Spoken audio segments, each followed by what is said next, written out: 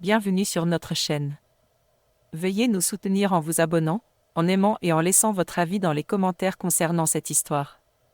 Bon visionnage. Ce week-end a commencé comme n'importe quel autre samedi.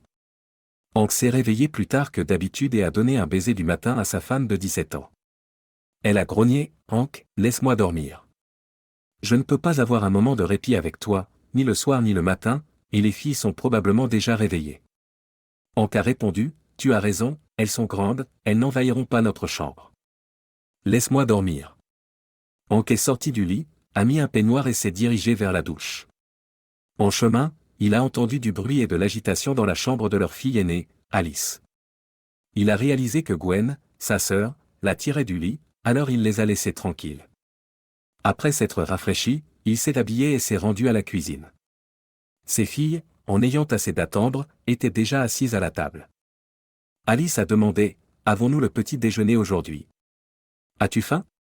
Nous devons encore aller à l'école. » Hank a répondu, « Pourquoi, je ne sais pas. Vous avez des vacances du Nouvel An, vous allez chez grand-mère. » Alice a interrogé, « Et toi, tu es en vacances et tu as un long week-end, c'est la décision de maman. » Hank a suggéré, « Vous pouvez préparer votre propre petit déjeuner. » Gwen a ajouté, « Nous pourrions, mais maman ne nous le permet pas. Elle pense que nous allons renverser les poêles et tout brûler. Tout ce qu'elle sait faire, ce sont des œufs brouillés. » Hank a demandé, « Tu veux de la bouillie d'avoine ou de la semoule, comme ils en ont en Angleterre? » Alice a dit, « De l'avoine, s'il vous plaît, monsieur. » Hank a souri, « Ou dans ce cas, de l'avoine, mademoiselle. » Papa, nous laisserons l'avoine pour les chevaux. Hank a ordonné, « Fais de la semoule sans grumeaux. » Fait et fini. Maintenant, va te laver le visage et te brosser les dents. La bouillie sera prête dans 15 minutes. Hank a rapidement préparé le petit déjeuner pour ses filles. Pendant ce temps, Judy est sortie de la chambre et est allée à la salle de bain. La fille s'est assise pour manger et Judy est bientôt revenue, ses cheveux soigneusement coiffés. Hank a regardé sa femme, habillée avec sa chemise, et même après toutes ces années, elle l'excitait toujours. Il reconnaissait sa beauté, même si chaque homme a sa propre idée de ce qui est beau chez une femme. Il l'aimait, mais il y avait une barrière significative entre eux. Judy a pris sa place à la table et a dit à ses filles, « Finissez votre repas et préparez-vous doucement aujourd'hui, papa va vous emmener chez vos grands-mères. » Alice a protesté, « Maman, tu avais promis que nous irions au centre de ski pendant une semaine. Nous avons déjà préparé notre équipement de ski et nous voulions célébrer le réveillon du Nouvel An ensemble. » Judy a répondu, « Les filles, dans la vie, nous n'obtenons pas toujours ce que nous voulons, mais nous irons certainement au centre de ski pendant les vacances de printemps, quand il n'y aura plus de neige, où devrions-nous aller à Palmer? Ils disent qu'il y a de la neige toute l'année dans les montagnes. Maintenant, finissez et préparez-vous. » Hank n'aimait pas l'idée d'envoyer les enfants chez sa belle-mère, surtout après la déception concernant le voyage qu'il préparait. Il sentait un refroidissement dans leur relation qui coïncidait avec l'arrivée de Richard, le nouveau directeur commercial au lieu de travail de Judy. Hank savait que Judy connaissait Richard depuis l'université, mais elle ne lui avait pas parlé de son nouveau patron. Cela l'inquiétait, mais il faisait confiance à sa femme pour résister à la tentation d'une liaison avec Richard. Il envisageait de rencontrer Richard et de lui parler, mais il a décidé que cela n'améliorerait que sa relation avec Judy. Néanmoins, il gardait un œil attentif sur sa femme. À sa connaissance, rien ne s'était passé entre eux, à part quelques flirts légers. La décision de Judy d'envoyer les enfants chez ses parents aujourd'hui signifiait que quelque chose allait se passer pendant le long week-end de Nouvel An et qu'elle partagerait probablement cela avec eux. Il était préparé à cette conversation et avait un enregistreur prêt pour comprendre ce qu'elle dirait. Au début, ses larmes se sont taries et son cœur s'est durci. Il voyait sa femme potentiellement déchirer leur famille. Sa priorité était de protéger ses filles. Hank savait qu'une conversation allait avoir lieu aujourd'hui. Kira l'avait déjà averti à ce sujet. Ce que Judy ne savait pas, c'est qu'avant le début de la conversation, Hank était allé à la salle de bain, s'était lavé les mains, avait mis l'enregistreur en marche et l'avait caché dans sa poche de poitrine. Puis il était retourné à la cuisine et s'était assis à la table. Judy est restée silencieuse pendant une minute, puis elle a regardé Hank, a souri brièvement et son sourire a disparu avec un ton sérieux. Elle a déclaré, « Hank, il y a quelque chose dont toi et moi devons parler tout de suite. » Ces mots ne laissaient aucun doute que Hank n'aimerait pas cette conversation. Il ne s'est pas laissé affecter et a détourné les yeux de sa nourriture, demandant, « Quelque chose ne va pas? » Hank a répondu, rien ne va pas, tu sais que je t'aime. Je t'ai aimé et uniquement toi pendant des années. Tu as été une amante incroyable, une mari formidable et une excellente mère pour nos filles. Je veux vieillir avec toi et peut-être même mourir le même jour. Qu'est-ce qui nous empêche? Je suis sociologue formé à notre université, mais seuls quelques-uns d'entre nous travaillent réellement dans ce domaine. Ceux qui le font utilisent des enquêtes de population et l'analyse des données pour comprendre ce qui se passe dans la société, identifier les causes des problèmes négatifs et offrir des suggestions d'amélioration. Pendant que je travaille dans le marketing, je suis impliqué dans la recherche marketing. Néanmoins, je garde un œil attentif sur tous les derniers développements sociologiques. Judy a répondu, tout semble un peu flou et compliqué. Peux-tu me donner l'essentiel de ta question? J'ai lu sur ce qui conduit au problème de mariage et je veux réduire les chances que quelque chose tourne mal dans notre relation. Qu'est-ce qui pourrait mal tourner pour nous? Nous devrions être aussi proactifs que possible pour éviter les pièges courants qui peuvent mener à des mariages ratés. Judy, il semble que tu aies lu des idées compliquées de quelqu'un qui essaie d'attirer l'attention. Je ne crois pas du tout à ces conclusions sociologiques. Peux-tu me dire de quoi il s'agit, ces absurdités? Judy a reniflé et a déclaré, Hank, je suis assez sérieuse. Je suis préoccupée par notre famille, par la possibilité que nous nous éloignions. Nos actions aujourd'hui pourraient entraîner une distance entre nous et éventuellement mettre fin à notre relation. Alors dis-moi, que devrions-nous faire? Hank a répondu, je ne suis pas sociologue. Peut-être devrions-nous voir un psychologue. Judy a poursuivi, j'y pense depuis un moment et je crois que nous avons besoin d'une pause dans notre mariage. Nous devrions explorer nos propres natures et expériences avec d'autres personnes et lieux. De cette façon, quand nous nous retrouverons, nous aurons une perspective plus large pour soutenir notre relation. Hank a demandé, combien de temps cette pause devrait-elle durer? Judy a répondu, un week-end prolongé de 2 jours suffirait. Hank a demandé, est-ce pour ça que les enfants vont chez ta mère au lieu du centre de ski? Nous aurions pu les envoyer chez tes parents, mais je ne les ai pas déjà fait des plans avec ma mère. Donc, tu me dis que toi et ton amant avez concocté toute cette théorie sociologique juste pour obtenir mon consentement pour un long week-end avec ton amant? La suggestion de Judy a complètement stupéfié Hank. Sa proposition audacieuse était choquante, bien que pas totalement surprenante étant donné ses soupçons. Néanmoins, ces mots l'ont profondément blessé. Judy, je ne suis toujours pas sûr de ce que tu veux dire. Hank a demandé, peux-tu clarifier? Je n'ai aucune idée de qui tu parles en tant qu'amant. Judy a répondu, je sais que cela peut ne pas te plaire, mais tu verras que rien ne changera entre nous. Je m'assurerai que tu seras heureux quand nous nous retrouverons. Oui. C'est égoïste, mais j'ai mes raisons. Je veux vieillir avec toi. Tu ne comprendras peut-être pas cela maintenant, mais tu le feras et tu t'excuseras. Tu ne sais même pas qui est l'amant dont je parle. Hank a rétorqué, je parle de ton nouveau directeur commercial, Richard. Tu as eu une liaison passionnée avec lui à la fac et ce n'est que quand il en a eu assez de toi qu'il a mis fin. Après cela, tu es rapidement passé à moi. Aucun mot n'a été dit à propos de ton ancien camarade de classe devenant ton patron et tu te trompes sur beaucoup d'autres choses aussi. Hank a demandé, de quoi me trompe-je? Judy a répondu, tu te trompes en pensant que rien ne changera. Tout changera, ou plutôt c'est déjà changé. Qu'est-ce qui a changé? Ton attitude envers moi et nos enfants a changé. Tout dans notre famille change aujourd'hui.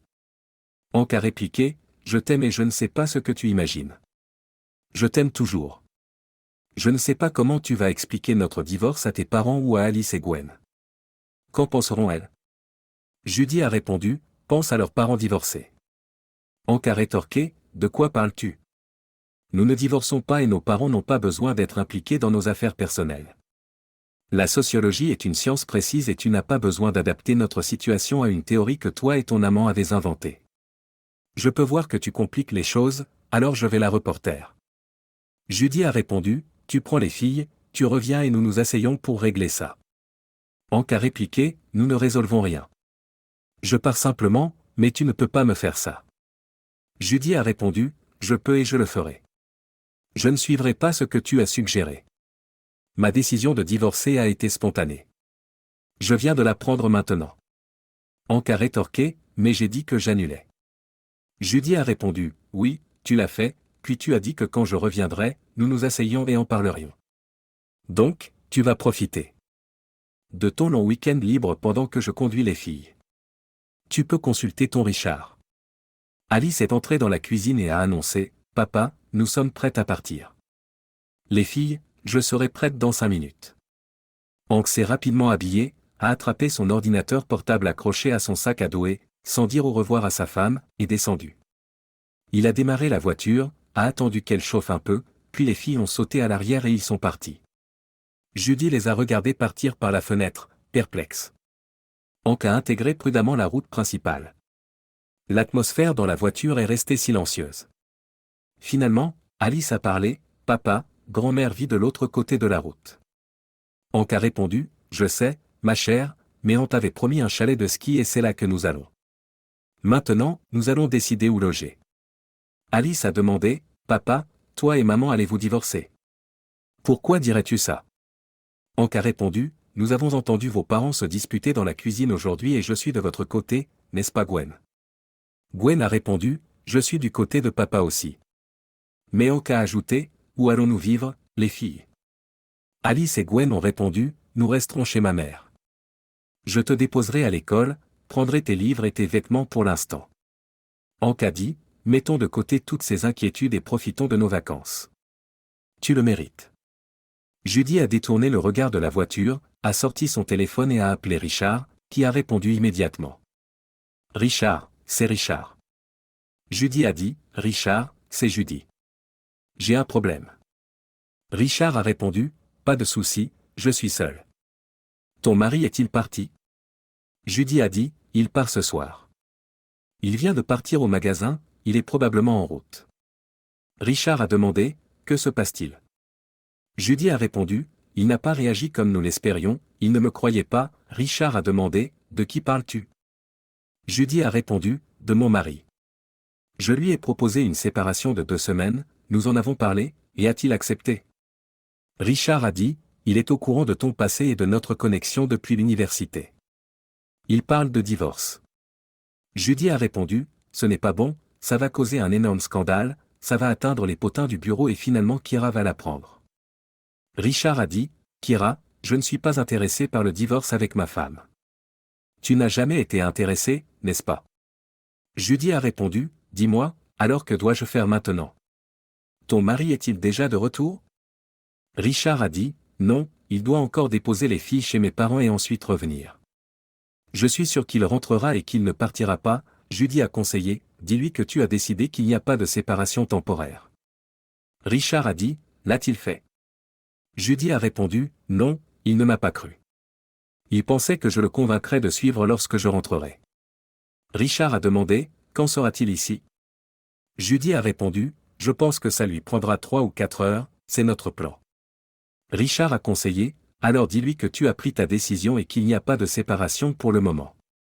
Nous devons laisser sa colère se calmer et nous ne pouvons pas laisser cela atteindre notre lieu de travail sous aucune circonstance, sinon cela compliquera les choses. » Judy a terminé l'appel, se sentant soulagée du soutien de Richard. Elle a réfléchi à la situation et, en rappelant le vieil adage sur la voix du cœur d'un homme, a décidé de mettre la table et d'éviter les tracas de la cuisine. Elle s'est habillée et est allée dans un café, commandant des plats à emporter. Elle a également apporté une bouteille de vin et a placé un tire-bouchon à côté. Elle a disposé 2 verres et a réchauffé les amuse-gueules qu'elle avait achetées au micro-ondes. Dans le salon, elle a allumé la télévision et s'est installée dans un fauteuil. Elle s'est demandé si sa brève liaison avec un ancien amour valait la peine de mettre en péril sa famille. Maintenant, convaincre son mari serait incroyablement difficile et elle n'était pas sûre de combien il savait de sa relation avec Richard. Elle n'aurait probablement pas dû révéler à son mari que son ancien camarade de classe était devenu son patron. Elle savait qu'il le découvrirait finalement. En réalité, Hank savait son implication avec Richard et qu'il l'avait quitté.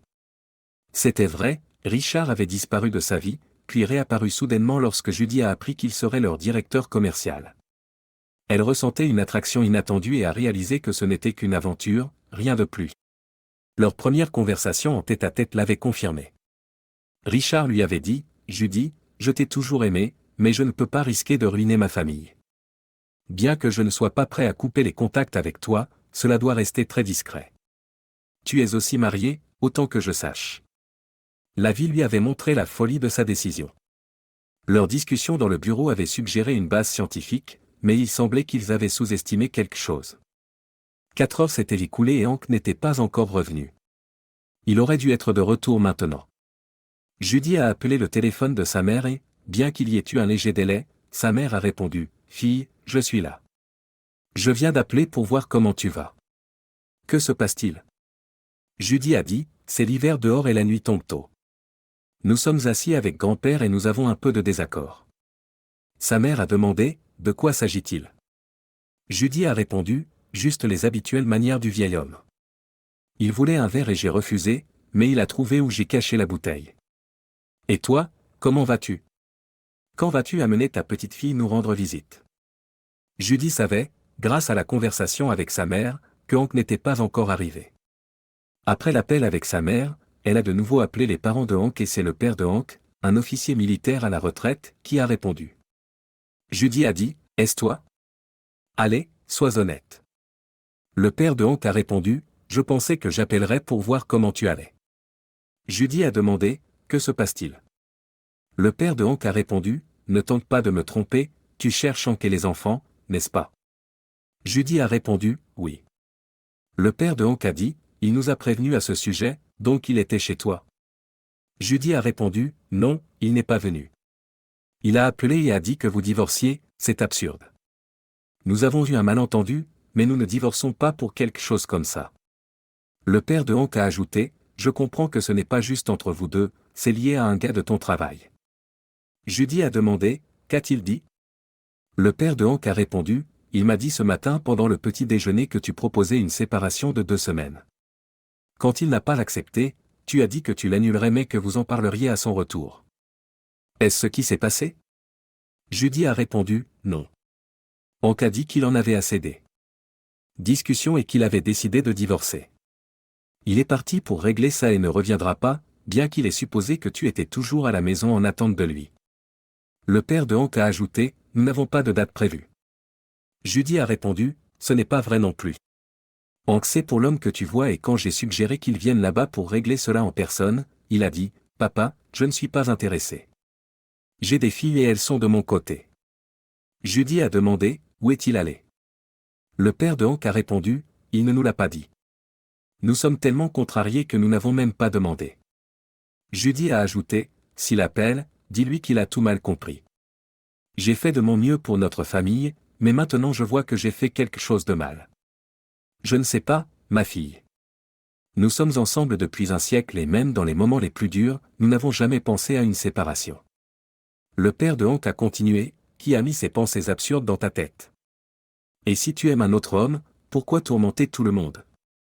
Si tu es prête à avoir un amant, cours loin de ton mari et de tes enfants. Il suffit de faire tes valises et de partir. Ne ruine pas la vie pour toi et pour les autres. On finira par s'en remettre et peut-être qu'il ira mieux. Ce n'est pas un homme vieux ou peu attirant et les filles iront bien avec lui. » Judy a répondu « De quoi parles-tu ? Il n'y aura pas de divorce, c'est ton opinion. Je connais mon fils et toi, vous ne semblez pas le connaître. » Le père de Hank a ajouté « J'ai juste besoin d'expliquer tout à lui et il réalisera qu'il avait tort. Quoi qu'il en soit, il appellera, je lui dirai. » Judy a appelé le téléphone de Richard et une femme a répondu de manière inattendue « Je suis là. » Judy a dit « Excusez-moi, je cherche Richard. » La femme a demandé « Qui êtes-vous » Judy a répondu « Je m'appelle Judy, nous travaillons ensemble. » La femme a dit « Oh, je sais. Laisse-moi te dire, chérie, je l'ai viré. Ne l'appelle pas, il n'a pas de téléphone. » Judy a demandé « Y a-t-il quelque chose qui ne va pas ?»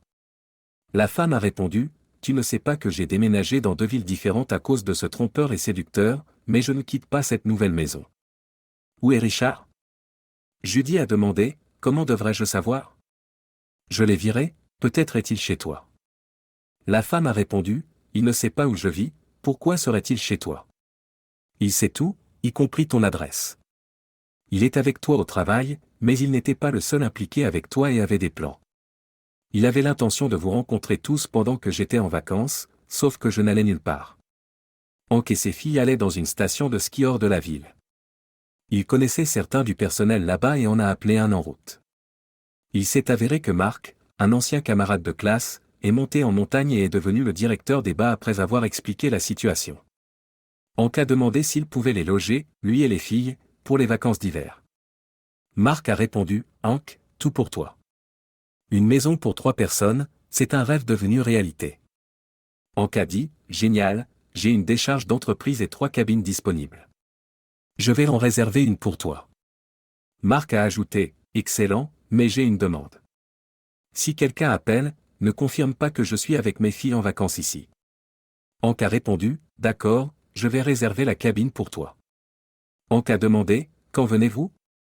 Mark a répondu, nous sommes à environ 1h30 de là. Je ne peux pas conduire trop vite, les routes sont glissantes. Hank a dit, d'accord, je vais mettre la table dans ta cabine à l'entrée. Dis-leur simplement que tu es là pour voir Mark et ils te dirigeront. 1h30 plus tard, ils sont arrivés aux portes des chalets de ski. Ils ont informé le gardien qu'ils étaient là pour rencontrer Mark, qui les a dirigés où aller. Il y avait un parking abrité près du chalet et Hank a garé la voiture là. Ils ont pris leurs affaires et sont entrés dans la maison. Mark les attendait à la table. En les voyant arriver, il a dit, dépêchez-vous, tout sur la table devient froid. Vous êtes toujours pressés, laissez mes filles se rafraîchir, se laver les mains et explorer un peu. Il y a 2 chambres à l'étage et une au rez-de-chaussée. Alice et Gwen ont pris leurs affaires et sont montées à l'étage. Elles s'étaient déjà changées en survêtements et ont trouvé la chambre satisfaisante. Les filles de Hank grandissaient et étaient belles. Où est Judy? Pourquoi n'est-elle pas venue? C'est une autre histoire, je te la raconterai plus tard. Hank a dit, portons un toast à notre rencontre. Vous êtes impatiente et pourtant lente. Les amis ont levé leur verre en guise de toast et se sont remémorés, parfois interrompus par les questions des filles de Hank. Finalement, Gwen a demandé à Mark s'il y avait d'autres options de divertissement au chalet de ski. Mark a répondu, en ce moment, il y a une fête dansante dans le hall. Alice a demandé, nous n'avons rien apporté pour danser. Il n'y a pas de code vestimentaire, tu peux venir comme tu es. Il n'y a donc pas de règles vestimentaires spécifiques? Gwen a demandé, pouvons-nous y aller? Mark a répondu, bien sûr, j'appellerai un de mes employés et ils vous y emmèneront. Mark a passé l'appel et quelques minutes plus tard, un jeune employé est arrivé pour escorter Alice et Gwen.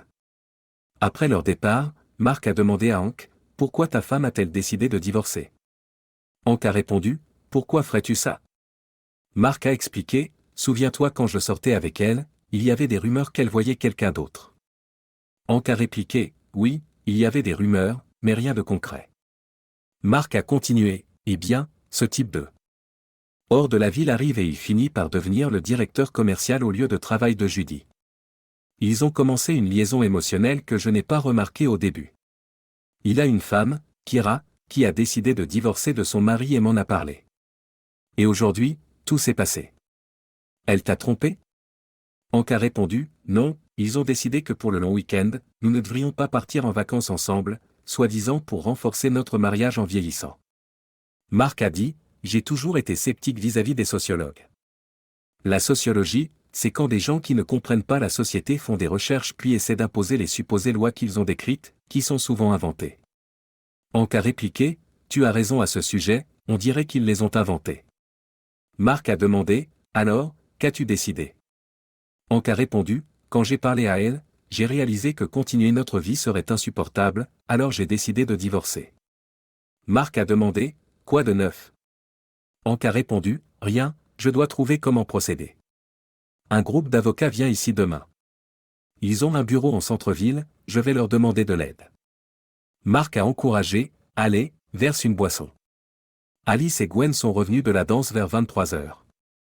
Un membre du personnel du centre de ski avait été attentif aux invités de Mark et a escorté les filles de retour au chalet. Hank a préparé un souper tardif pour les filles et elles ont partagé un repas ensemble avant de se diriger vers leur chambre.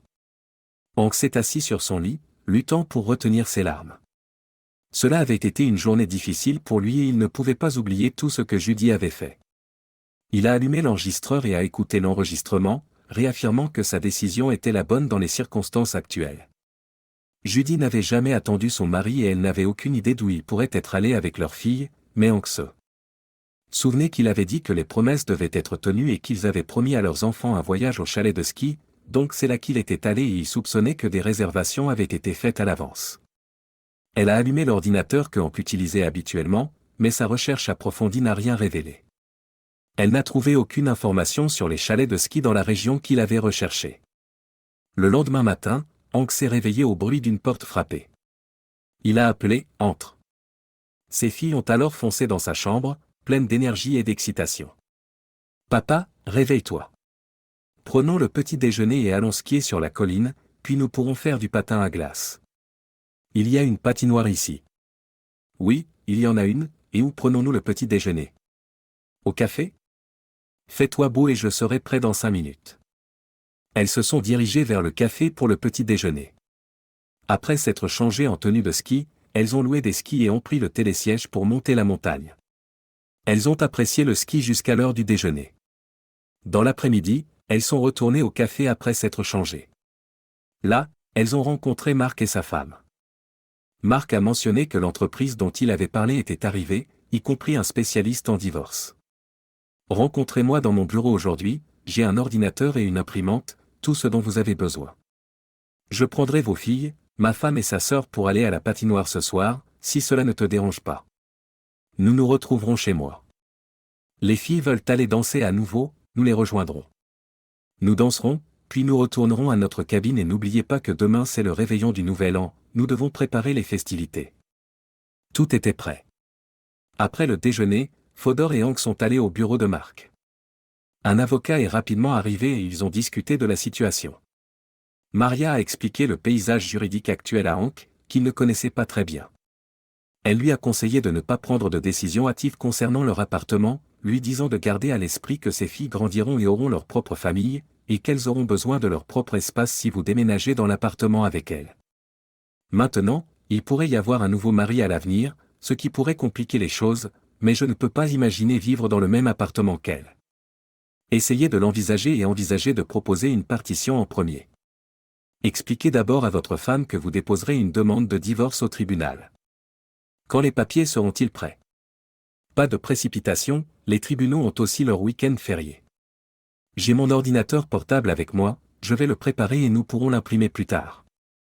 De plus, vous pouvez me contacter à mon bureau ou m'engager pour vous représenter au tribunal. J'aime la dernière option. Hank et ses filles ont célébré le Nouvel An avec Mark, sa femme, sa sœur et un groupe d'avocats dans la grande salle du chalet de ski. D'autres vacanciers se sont joints à eux et c'était une nuit animée, remplie de musique, de plaisir et de danse. Aux premières heures du matin, Hank est retourné à la cabine avec ses filles, épuisé et prêt à dormir. Hank a rejoint la compagnie et, après la fin des festivités dans la grande salle, ils se sont rassemblés dans sa cabine. Ils se sont assis autour de la cheminée puis se sont retirés dans leurs cabines respectives.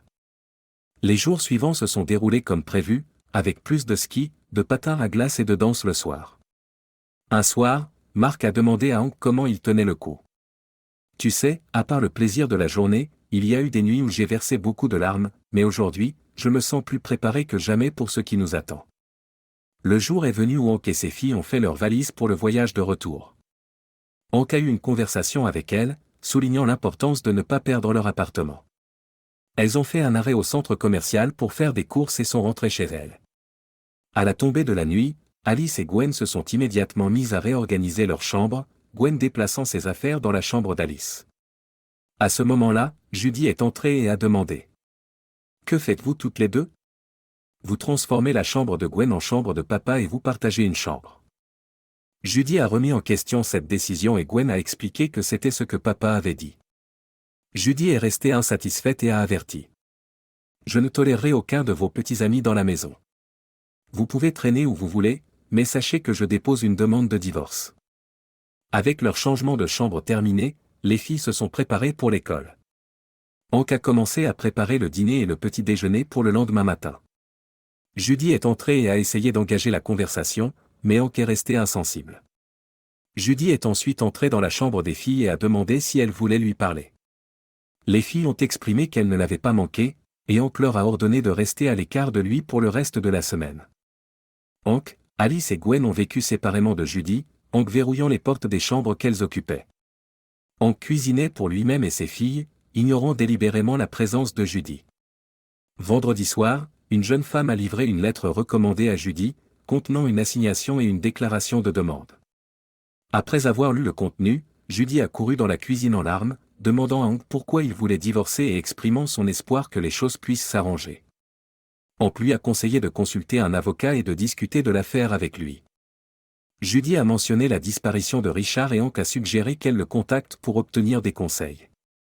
Judy a insisté sur le fait qu'elle n'avait personne, mais Hank est resté inflexible. Les filles avaient déjà mangé et sont retournées dans leur chambre sans dire un mot à Judy. Dans son désespoir, Judy a continué de supplier Hank, déclarant son amour pour lui et leur fille. Hank a répondu. « Qu'est-ce que mon amour a à voir avec ça? Je t'ai aimé, mais c'était jusqu'à ce que je découvre que tu me trompais avec ton ancien petit ami, quelqu'un dont tu ne m'as même pas parlé. J'ai réalisé que c'était insensé de t'aimer. Tu voulais parler? Très bien, raconte-moi ton faux week-end. Que as-tu prévu de faire? Comment vas-tu le passer? Ça fait un moment que je n'ai pas entendu tes merveilleuses théories sociologiques de ton pote, éclaire-moi avec tes nouvelles histoires et comment as-tu passé ton week-end? Tu t'es bien amusé. J'ai trouvé génial que ton pote ait disparu une fois de plus, alors parlons-en. Hank a terminé le dîner et a commencé à rassembler la vaisselle dans l'évier. En entendant le bruit des assiettes, Alice est entrée dans la cuisine et a proposé de faire la vaisselle. Hank a refusé son aide et a suggéré qu'elle monte ranger sa chambre. Il l'a rassurée en disant qu'il ferait la vaisselle et prendrait soin de repasser ses vêtements, qui étaient déjà secs. Judy, se sentant entièrement ignorée lors de la conversation et sentant que Hank ne voulait pas s'engager avec elle, est devenue émotionnelle et est allée dans sa chambre. Pendant ce temps, Hank a rapidement lavé la vaisselle, éteint les lumières et s'est dirigé vers sa chambre. Il a remarqué une pile de linge qu'il avait lavé ces derniers jours, attendant d'être repassé. Avant d'aller se coucher, Hank s'est rendu à la cuisine où il a trouvé Judy assise dans l'obscurité. En le voyant, elle a dit. « Hank, rien de tout cela n'était prévu, ça s'est juste passé. Je sortais avec Richard à l'université, puis il a soudainement disparu. Non, je n'ai pas été poursuivi ou pressé. Très peu de gens savaient que nous sortions ensemble et à peine quelqu'un savait-il qu'il m'a quitté du jour au lendemain. Il est apparu dans notre lieu de travail, nous avons commencé à interagir en raison des activités professionnelles, et un jour, il m'a demandé de déjeuner. Au début, ce n'était que déjeuner, rien de plus, puis quelque chose a changé. Cependant, il a clairement indiqué dès le début qu'il ne devait y avoir aucune rencontre suspecte et que tout devait être soigneusement planifié pour éviter que nos conjoints ne le découvrent. J'ai accepté à contre-cœur en pensant que c'était une aventure sans avenir, cette séparation temporaire devait être notre premier et unique rendez-vous. Hank a rétorqué. Donc, c'est pour ça que tu as concocté cette histoire que tu m'as racontée. Judy a répondu. Je ne me rendais pas compte que cela irait aussi loin et j'ai accepté la proposition de Richard. Hank a dit. Ne vois-tu pas qu'il te manipulait simplement? Judy a répliqué. Tu peux vraiment être aussi naïve? Non, ce n'est pas ça. Ça fait un moment que tu ne m'as pas complimenté sur mon apparence, mes vêtements ou ma coiffure moderne, mais ne mets pas tout ça sur moi juste parce que je ne t'ai pas dit chaque jour à quel point tu es magnifique. Cela ne justifie pas d'avoir une liaison. Tu dis que tu es prête à avoir une liaison avec n'importe qui te fait des compliments? Au cours des jours suivants, Hank s'est préparé pour une réunion avec des fonctionnaires de protection de l'enfance. Selon son avocat Maria, leur avis aurait un poids significatif au tribunal, bien que les opinions des enfants aient également été prises en compte. Hank avait beaucoup à gérer en peu de temps et, la nuit, lorsqu'il était seul, il avait du mal à dormir. Ses pensées étaient consumées par les thèmes de l'amour et de la trahison. La personne la plus importante dans sa vie l'avait trahi, le laissant avec un mélange de colère et de douleur. Tout ce qu'il voulait maintenant, c'était un divorce. Même si cela semblait loin de se réaliser, il avait perdu confiance en Judy et leur mariage était irrémédiablement brisé. Il devait aussi penser aux enfants qui s'étaient éloignés de leur mère. Lors d'une conversation, Judy a argumenté que pour le bien des enfants, ils devraient rester mariés et essayer de faire fonctionner leur mariage. La réponse de Hank était. Je crois que nos enfants doivent savoir que leurs parents les aiment inconditionnellement. Nos filles ne sont pas responsables de ce qui s'est passé, elles sont assez grandes pour former leurs propres opinions sur nous et tu dois comprendre que je ne leur ai pas dit du mal de toi. Elles ont formé leur jugement basé sur ce qu'elles ont entendu lorsque tu me critiquais à propos de notre séparation temporaire pour un long week-end. Hank a continué. Judy, je suis fier de nos filles. Elles ont rapidement compris ce qui se passait entre nous et ton amant. Elles en ont discuté entre elles et je suis sûr que leurs décisions n'ont pas été prises à la légère. Lorsque nous sommes partis, elles étaient extrêmement contrariées contre toi. Parler avec elles a changé mes plans pour le long week-end et le cours de ma vie.